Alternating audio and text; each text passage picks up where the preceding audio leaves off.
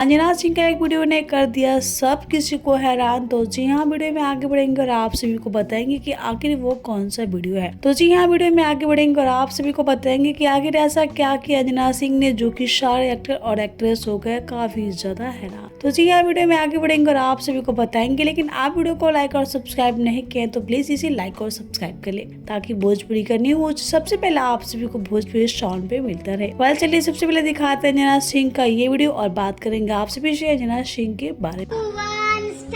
वो कहने वाले मुझको फरेबी कौन फरेबी है ये बता, वो जिसने गम लिया प्यार के खातिर या जिसने प्यार को बेच दिया, नशा दौलत का ऐसा भी क्या कि तुझे कुछ भी याद नहीं, क्या हुआ तेरा वादा, वो कसम वो इरादा, भूलेगा दिल जिस दिन तुम्हें, वो दिन जिंदगी का आखिरी दिन होगा, क्या हुआ तेरा वादा।